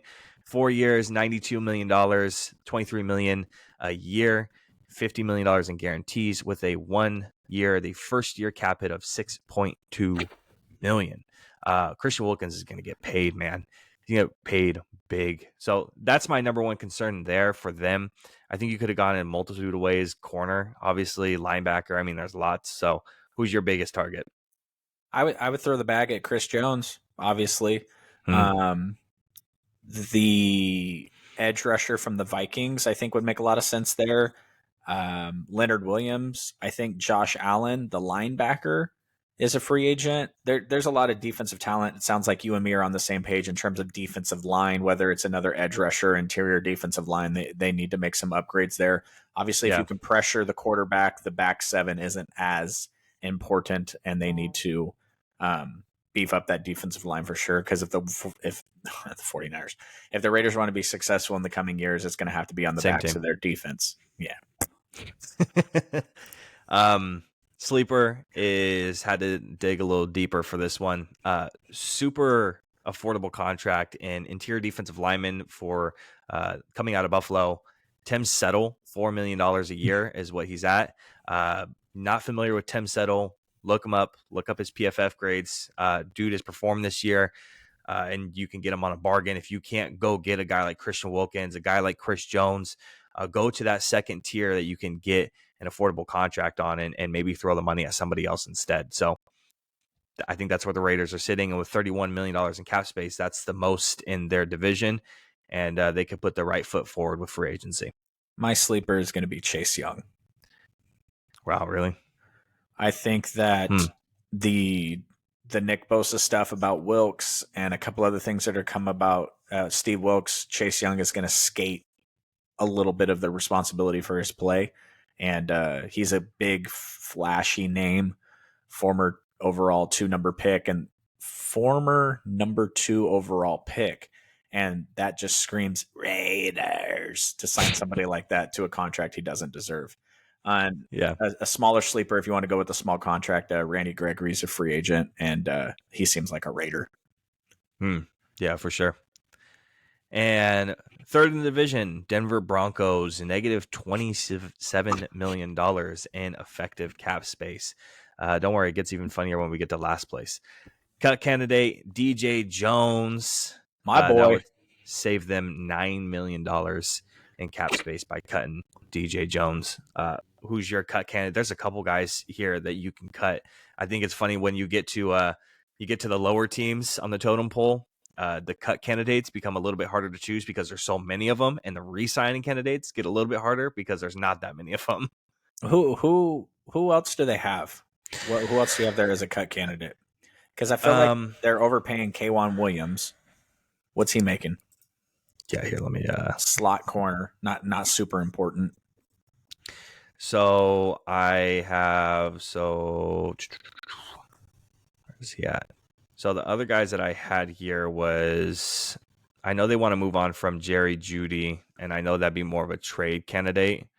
I didn't really have a whole lot of more cut candidates on there besides him. You've got to keep Ben DiNucci on the roster. It's a must. Definitely.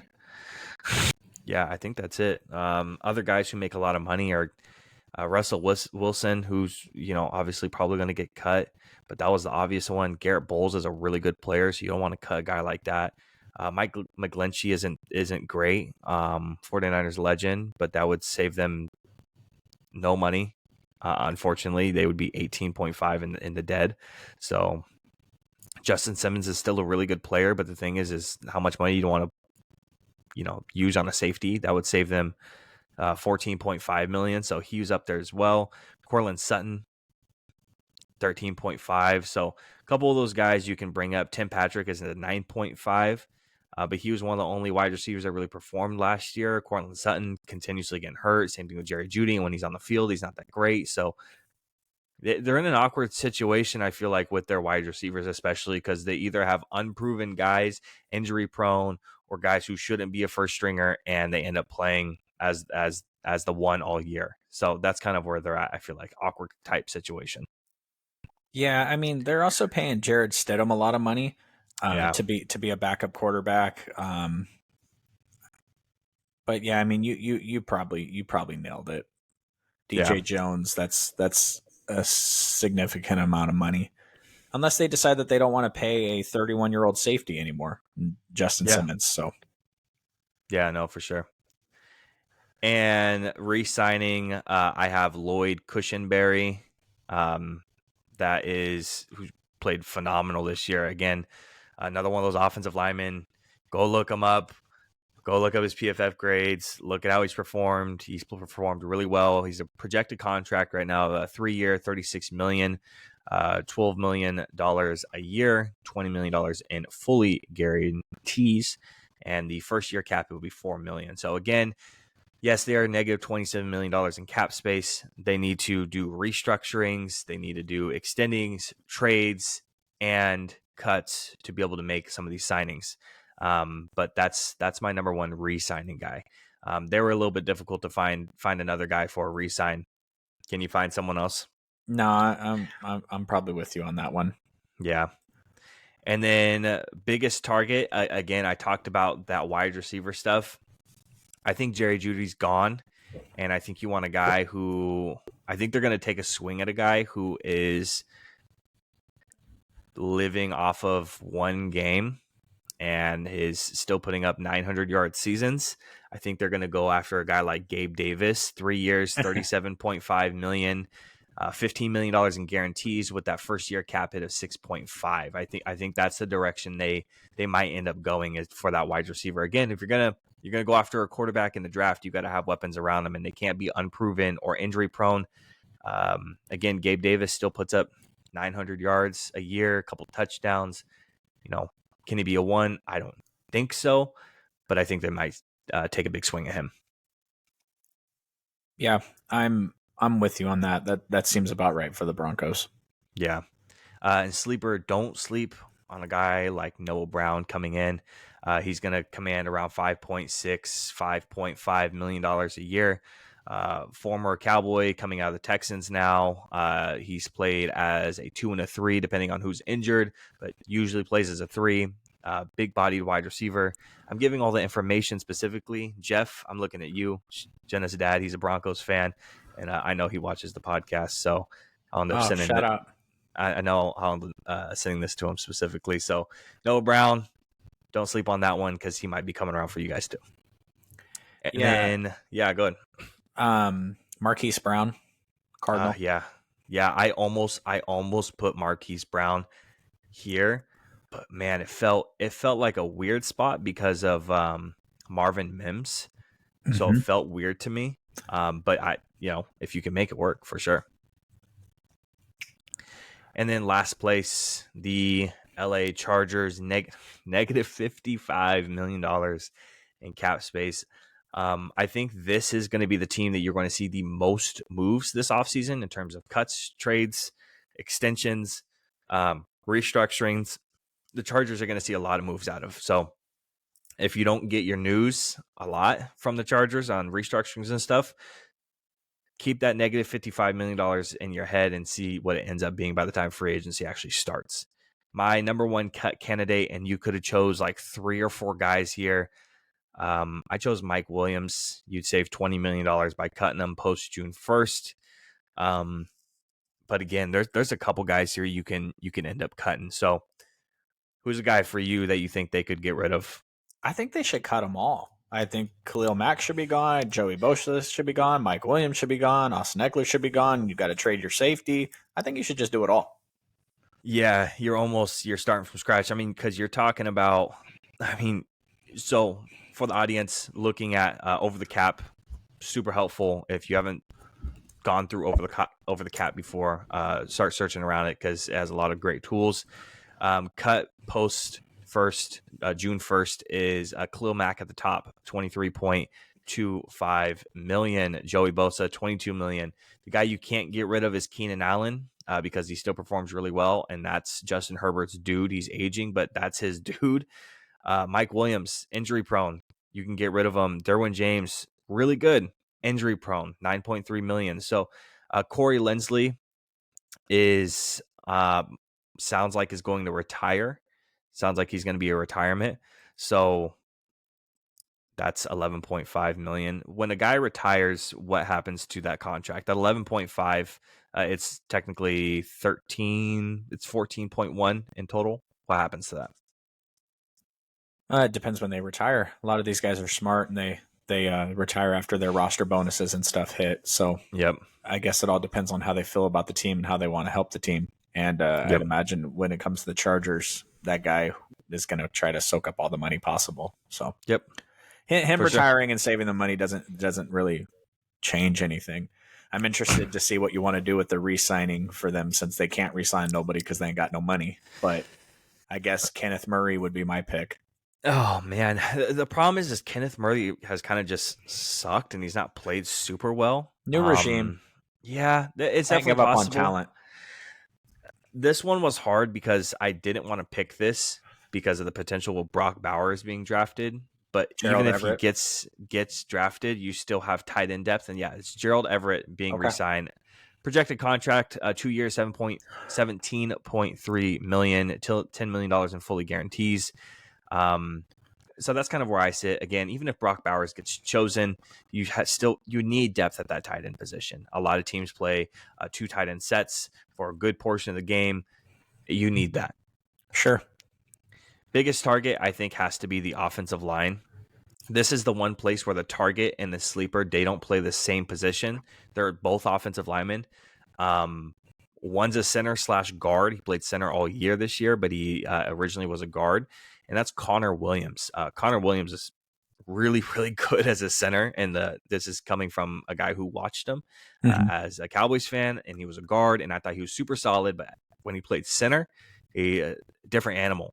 He's projected a 5-year, $67.6 million contract, $13.5 million a year. $42 million in guarantees, and his first year cap hit is $8 million. So Connor Williams, the offensive line, I think has to be the priority. Protecting Justin Fields has to be Justin Herbert has to be the priority here. And with Corey Linsley potentially retiring, you have to bring in that replacement. So whether that is through the free agency or you find that in the draft, you got to find it somewhere. So that's my biggest target. Yeah. Dwayne Brown, Trent Brown, Tyron Smith. Trent Brown's my sleeper. The guy from the Jets, not Dwayne Brown, the other one, Mekhi Becton. Yeah, offensive line, I think that's where it is. Like I said, sleeper for me is Trent Brown. He played really well, and it doesn't look like he's going to command a ton of money. A 1 year, $5 million contract is what he's projected at. $3 million in guarantees. Again, I don't see why he'd be making that much, but he's a good player. And if you want to just get him on a 1 year prove it type deal, for sure, go ahead. And if he's actually going to be that cheap, I think you grab him. You might be able to grab both guys and be very, very comfortable because you have Rashawn Slater and you're going to end up extending him. Now your offensive line could potentially look like this. You have Rashawn Slater, who you extend this offseason. You have Zion Johnson. You have Connor Williams, and you have Trent Brown. That's a damn solid offensive line. Now, if you can move the money around to sign some of those guys, and you have a decent draft, and Justin Herbert stays healthy, that's a new team, man. That team goes from 4 to 2 real fast. The Chargers need a lot, but they have the ability to get a lot, and they have an ownership that's now shown renewed interest in spending the money when they need to. So absolutely. Big wild card over the Chargers this year. Yeah, definitely. Now, moving on to the NFC West. Can we go 4-1? You want to go 4-1? Yeah, I want to end it talking about the 49ers. All right. So fourth place, let's go. Arizona Cardinals have $30 million in cap space. Cut candidate for this team was a little bit hard to find for me. The one that I chose is talking about he's not old and he's an all-pro, but how much money do you want to dump in a safety conversation? Are you going to talk about Budda Baker? Are you going to slander Budda Baker? I'm not slandering Budda Baker. He's a great player. You're slandering Budda Baker. No, you're twisting this. You're going to cut it up and you're going to twist it.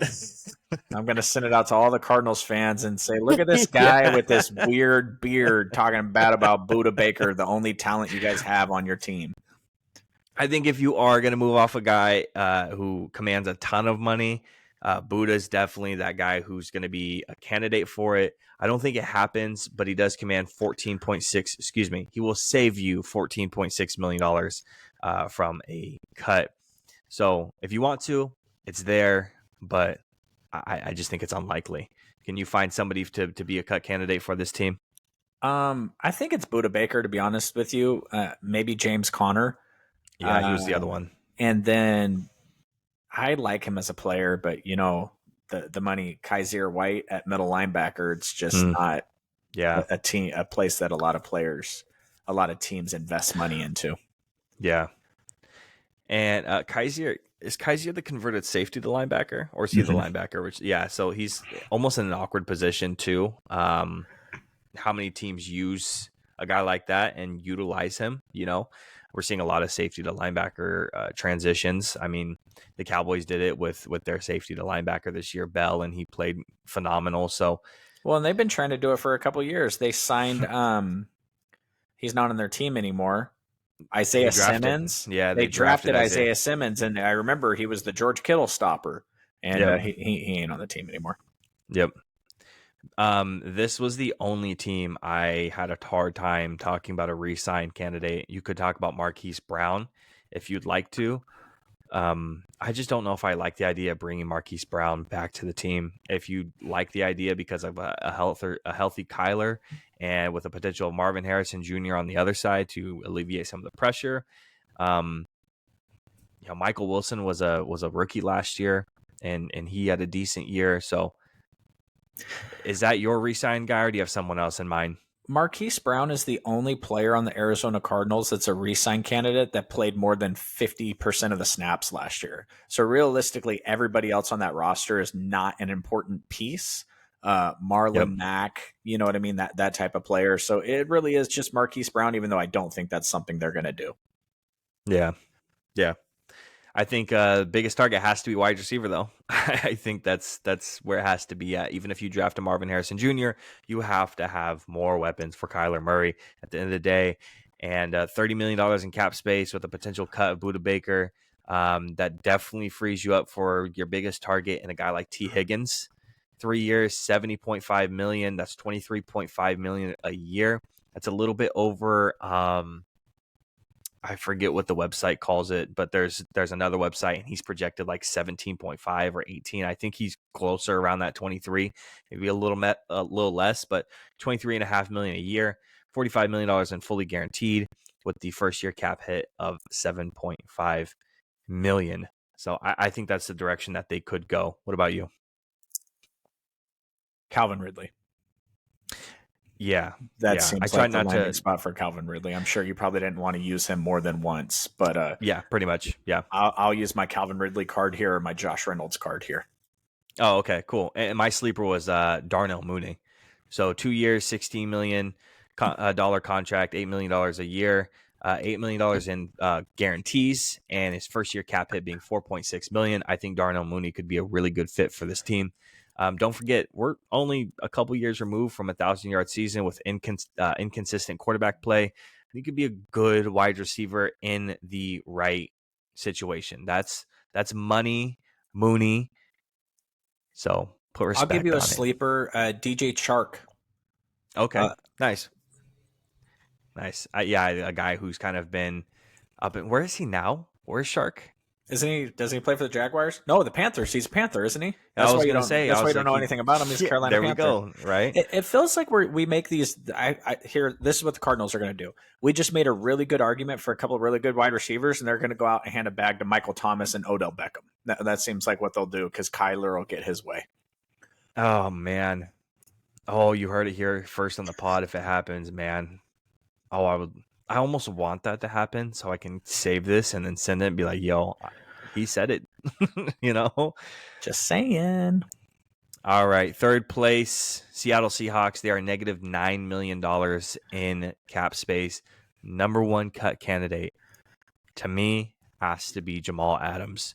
We're talking about 2020 was his last good year, and 2019 being his last elite year, saving $16.5 million in cap space. For again, we're talking about cuts for a safety. Yeah, I think he has to be the cut here, dude. I Unless think you have someone else. I think they could cut either safety. To be honest with you, I Oh, think Quandre. I think they could cut him. I think they could cut Quandre. And to be honest with you, I know everybody loves him, but I think they could cut Ty Lockett as well. He's I like think that 33 years old. Yeah, he's definitely getting up there. You have his replacement sitting right there, ready to go. Super talented. Um, I think when it comes to Quandre, I think we're more likely to see an extension or a restructure for Quandre than a full cut. Don't get me wrong. I agree with you. I think Jamal Adams is obvious, but it doesn't. I agree with Jacob. I agree that's no fun for a podcast. So Right. Big re-sign guy, Leonard Williams, 3 years, 52.5 million. You invested, and we're gonna have this conversation with another team here pretty soon too. You invested 2 draft picks into this guy, a second and a fifth, I believe it was. I think you bring him back again, 3 year, 52.5 million, 17.5 million in guarantee. Excuse me, 17.5 a year with 27.5 in guarantees. His first year cap hit will be $7 million is the projection. That's my guy. I'll go with their center, Evan Brown. He played over 95% of the snaps this year, and he's not going to command a huge contract. And so, that would be a smart signing. They'll probably try to bring back Bobby Wagner instead, but I would go with their center, Evan Brown. Both their linebackers I think are free agents, right? Jordan Brooks and Bobby Wagner. So, I think they. Do you Jordan think there's Brooks Jordan Brooks isn't a 3-down player. right? So I don't know how much you bring a player like that back. Obviously, I think Bobby Wagner, he had an incredible year in terms of health. He played like 95% of their snaps, but I think he led the league in tackles. he's like 47 years old at this point, so I'm not sure if you're bringing back. Right. I mean, it's Leonard Williams, let's be honest, but Yeah, a case for the center as well. for sure. I think their biggest target, in my opinion, has to be that defensive line still. Edge rusher is where you go. I think Daniil Hunter could be a good fit here. 3 years, $67.5 million, 22.5 a year, and $40 million in guarantees. First year cap hit is $9 million. I think that's a direction. If you're taking a big swing, I think you go that way. Again, aging, but has performed the last couple of years and does not get talked about. So I think that's where I go. Yeah, Brian Burns. Yeah, Um, definitely. Maybe a Zadarius Smith, Mm. something like that. I honestly, I kind of have this theory that he seems like a Seahawk, but he hasn't been. He's a cut candidate for a team that we haven't discussed yet. But there's a edge rusher out there in New England that may not be on the team next year. That would be a pretty enticing free agent for a lot of people. So, Oh, um, wow. spoiler alert on Judon there. So Well, it's funny that you bring that up because my sleeper is Josh Uche. So 1 year, 8.5 million is his projection, 4.5 million in guarantees. So that's funny you bring it up. So that's my sleeper though. I'll give you Jadeveon Clowney as a sleeper. Yeah, I saw that one a lot too. And Yeah, had a he good played in year. Seattle, right? Yeah. Yeah, he had a really good year. And I think it's funny. The PFF put out a one free agent that every team cannot let go or they cannot afford to let go, and I believe that Jadeveon Clowney was there for the Ravens, and people were freaking out and being like, he sucks, he doesn't do anything, da da da da da. And again, if you don't know the year that Jadeveon Clowney had, you got to go do some research because he's had a legit year.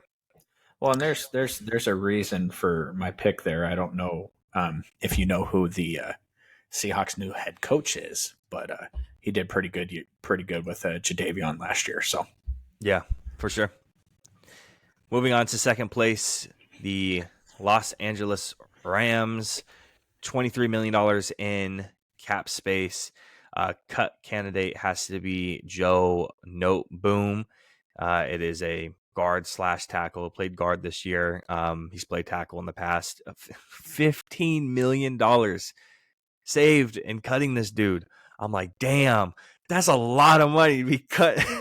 Just have me wrapped up in this dude. You yeah, got to cut a guy like this. Easy.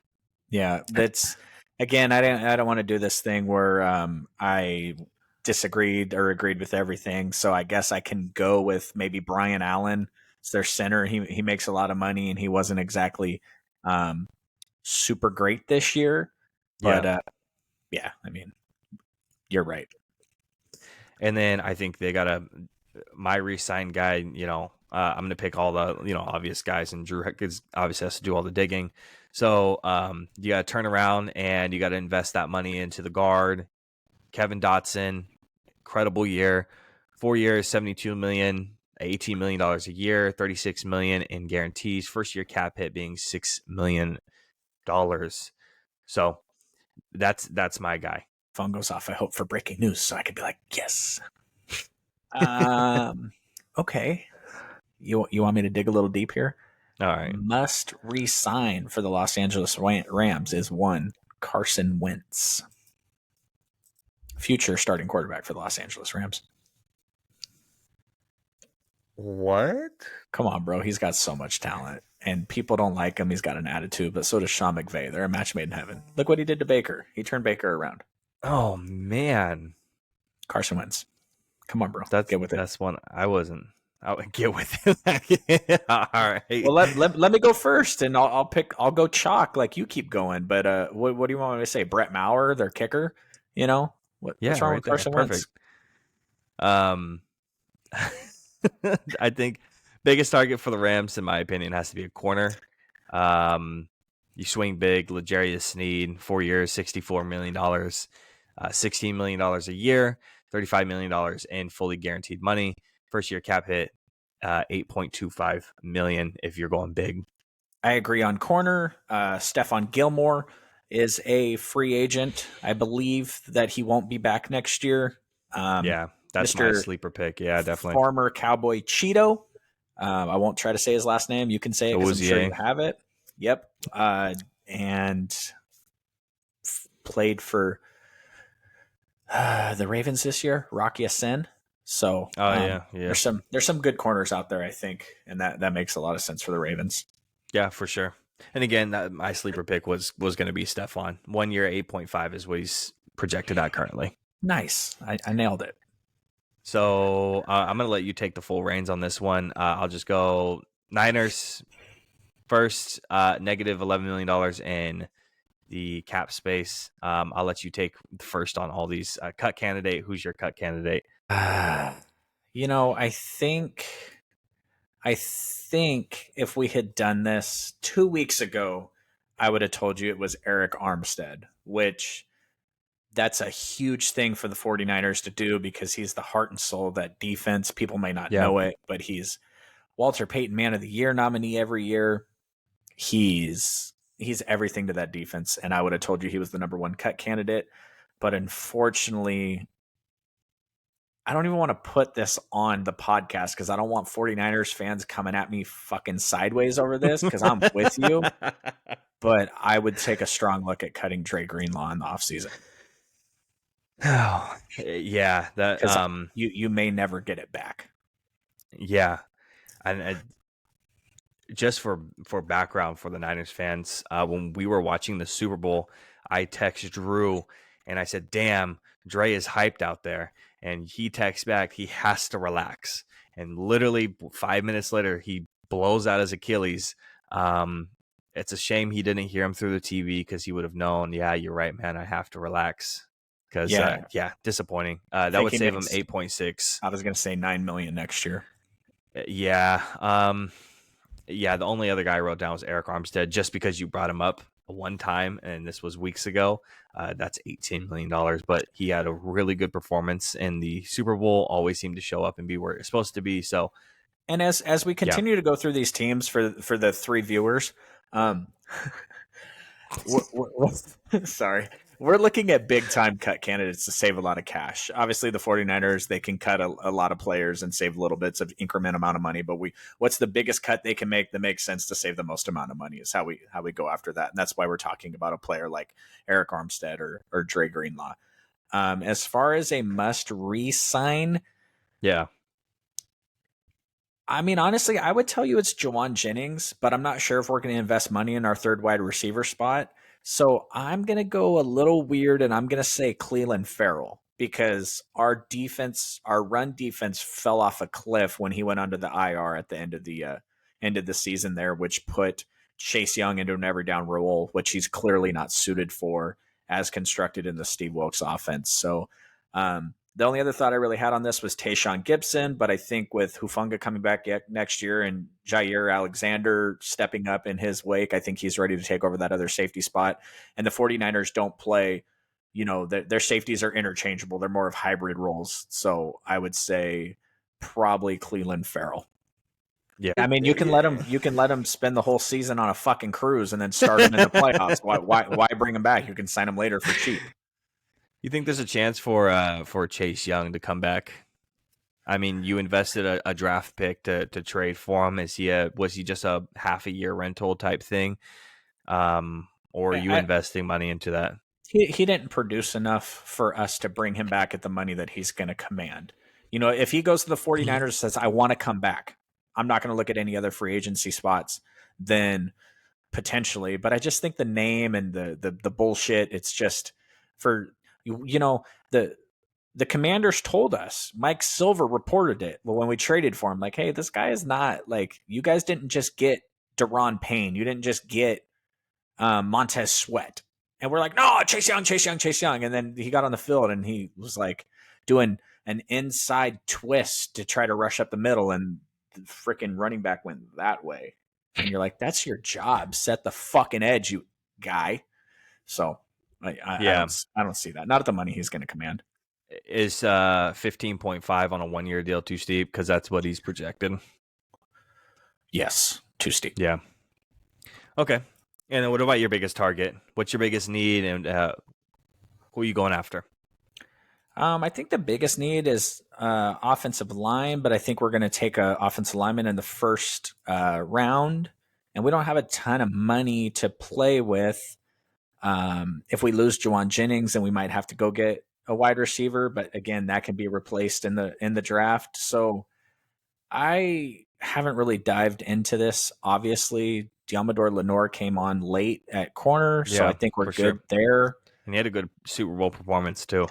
You know, maybe replacing Dre Greenlaw. You know, maybe you can go get shit. Let's just go get Levante David or Devin White and just call it a day. Just completely replace him. But you know, maybe the Chargers don't bring back Kenneth Murray. He's really talented.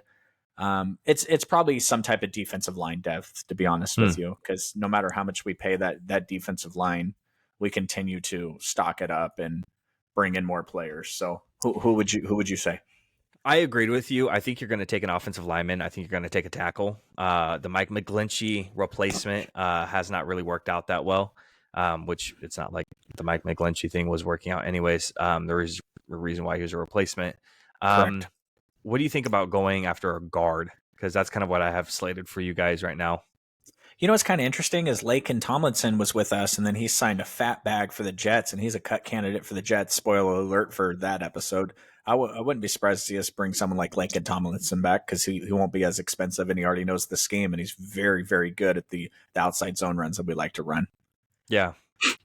So I have you guys slated with a guard right now, and if you're gonna swing big at a guy who has a small projected first year cap hit, I'm reusing a guy. He was a re-sign for the Rams, but I'm going to use him as a target if he's available. Kevin Dotson, if he's available and you can get him, that first year cap hit, and then you guys just deal with moving around the money to the coming of years. Kevin Dotson has to be that guy, and the sleeper after that is also a guard. So, who do you got for my sleeper? Yeah. Can I give you like 6? Yeah, go ahead. Hunter Henry, Dalton Schultz, Noah Fant, Austin Hooper, Mike Gesicki, any of those. What happens? The 49ers. George Kittle was the only tight end with 1,000 yards this season. And the Dalton Schultz is not the best blocking tight end, and George Kittle, when it comes to receiving and blocking, is one of the best, if not the best, in the league currently. How does that work between those two guys? If you get a guy like Dalton Schultz, we run a ton of 2 tight end. We need another guy out there. We tried to do it a couple years back with the Washington guy, Reed. Jordan Reed. Concussions, Jordan Reed. And he actually scored a couple touchdowns with us, but unfortunately Kittle was hurt when he was healthy, and he was hurt when Kittle was healthy. We never got to put it on the field together. They tried to sign Austin Hooper in free agency, weren't able to get him. I'm a big believer in Hunter Henry. I really like him as a player.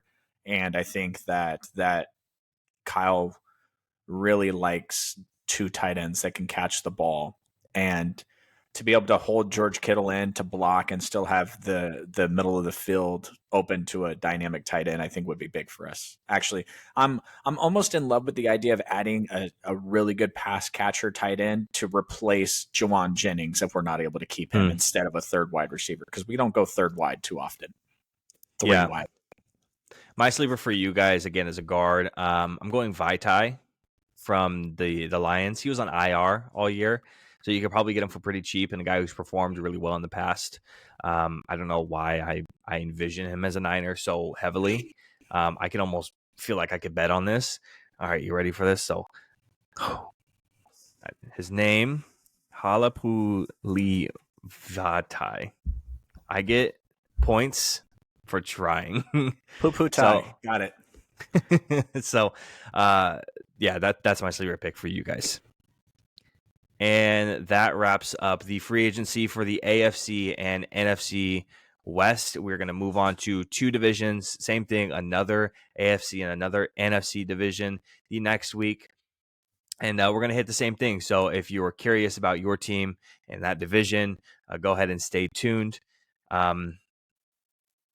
I wanted to do a deal or no deal, but we're already at the hour 55 mark. I think we should just save that to next week. It is Valentine's Day after all. Yeah. So let's go ahead and save that deal or no deal for next week. So all 2 viewers, I'll lower it, can look forward to that one.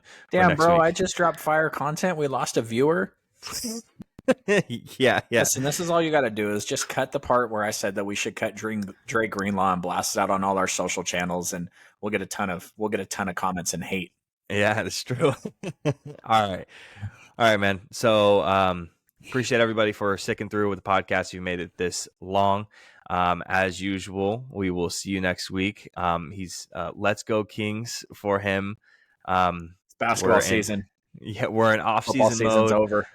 Basketball season. Let's go Celtics. And in the next coming weeks, we'll have free agency and more basketball topics upcoming. So for the basketball fans out there, we're coming. All right. Appreciate you guys. Peace.